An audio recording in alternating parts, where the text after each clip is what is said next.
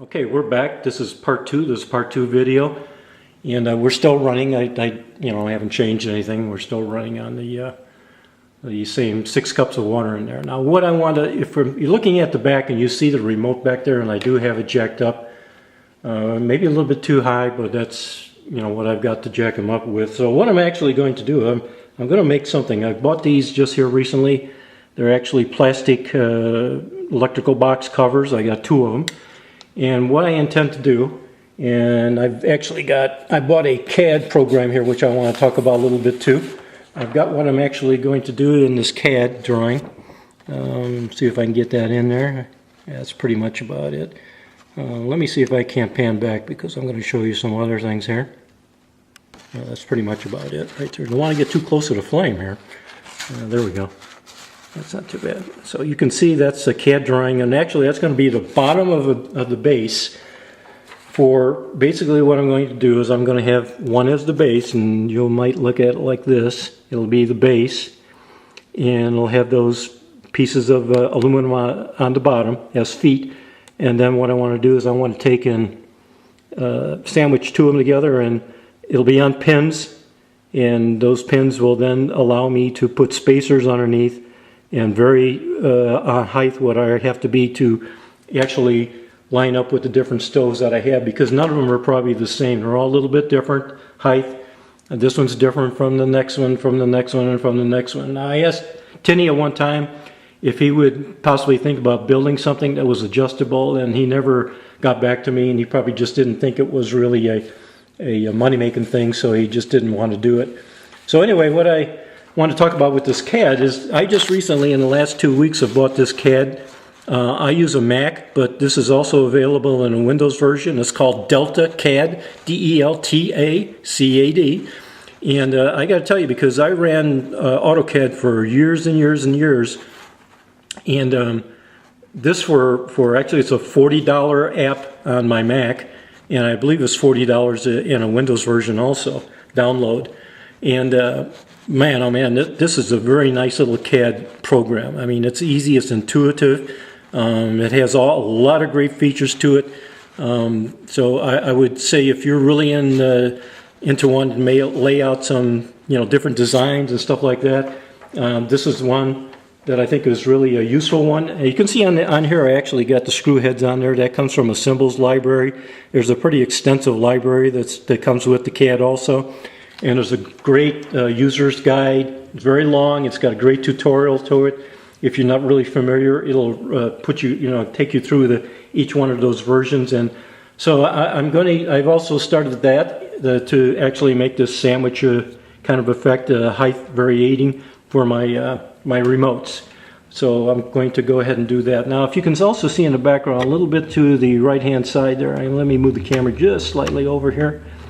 And we'll take a look. I've got let me see how we're doing. We're doing okay there.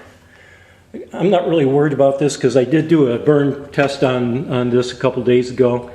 My first test I did, and I had 2 cups of water in there, and I let it go, and it did it, and it heated it up to a rolling boil in about 4.5 to 5 minutes. I'm not worried about this thing actually functioning correctly. Anyway, these are the bud bottles that everybody's familiar with, that we've made stoves out of here in the past, and I've got a huge collection of them that I've made. And when I do drink beer, I like to have this beer, because I like the aluminum, and it really keeps the beer cold. So consequently, from getting them from friends and relatives and my own, I've got a bevy of these. So what I'm looking to do is, if anybody in the Phoenix area, and I live in the Southeast Valley, wants to come here, and I'll give them to them. I have about 60 or so, and I would be more than willing to give up at least 2/3 of them. I would keep maybe 10, 15, 20 of them, and I'd give up 2/3 of them if somebody would want to come pick them up. Now, I'm not going to ship. I won't ship them. You can hear this is what happens when they're, and I'm not about to try to pack each one of them individually. More than likely they're available in a lot of different areas, but I just thought if anybody that wants to get into making stoves in my area here, I'd be more than happy to give them to them and let them try them out, and possibly give them any kind of advice I might be able to give them on that. So if anybody in the Phoenix area here wants to get started making these kind of stoves, that kind of stove, everybody's kind of familiar with them. You know, all the Elite stoves and everything else, I've gone through all that kind of stuff, and that, you know, I'm kind of burnt out on those now. What I'm going to do, and I remember Trailhound just maybe recently did a remote on some of his type of inverted type stoves like that. I think I might try that myself. You can see we're starting to boil already on there. I'm starting to make some hissing noises. So I'm actually going to maybe try and do that myself in a future video here. I also have another idea where I want to do a duplex type stove. In other words, a tandem stove like these. I got a couple ideas. I got some material down here I might be able to use, and that would be more for the, you know, the emergency or survivalist or whatever you want to call them, situations where, you know, you're in a hurricane or you're in a like just recently with the tornadoes back in Oklahoma. You're left maybe with no way to heat up food or heat up water. I'm going to go ahead and turn this off because I don't want to use up all my fuel. And actually, I'm going to take this off right here so it doesn't leak. And so anyway, I'm going to go ahead and think about doing that, and the CAD's going to be helpful with that.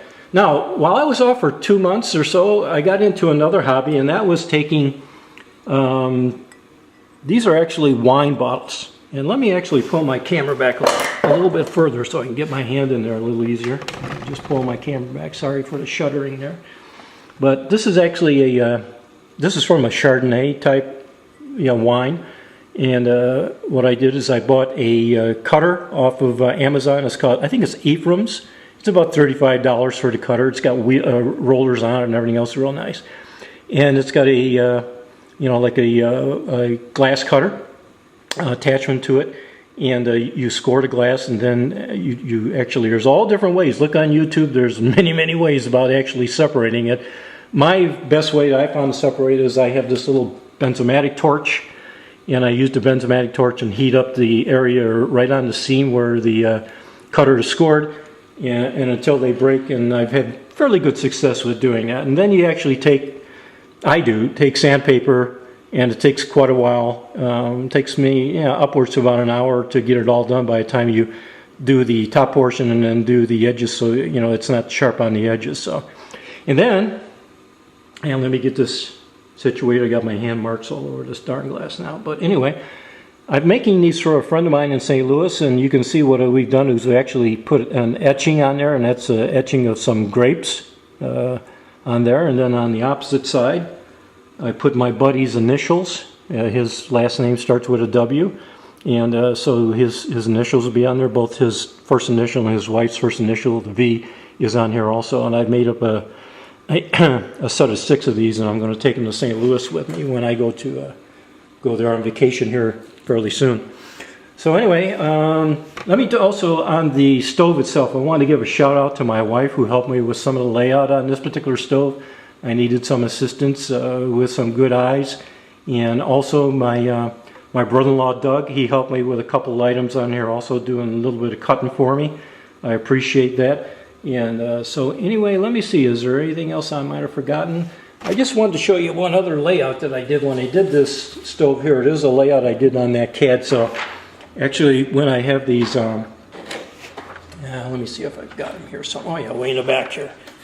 Way in the back. This was actually the base plate. This is the base plate to the one on the bottom of the stove on the bottom right now. It's aluminum. And so it actually is that outside diameter, and that inside diameter is a piece of top of a can that I used as the magnetic portion for the magnet on the bottom. And then the outside circle, of course, is the diameter, and I laid the plate over this guide and then marked where the line should be, and that's how I laid it out initially. So it worked out really good. And like I said, if nothing else, take a look at that Design CAD, or Delta CAD I should say, and you're going to find out I think it's a pretty darn good, it's got really good reviews and everything. I think you're going to find it's a really decent product.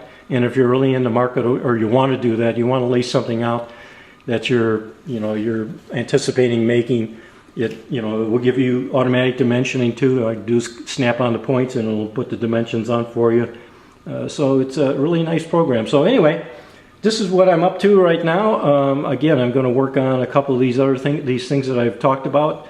if you have any questions or comments, I would appreciate them. And all those guys who are subscribed to my channel, I really do appreciate you holding out and waiting for me to get back into action here.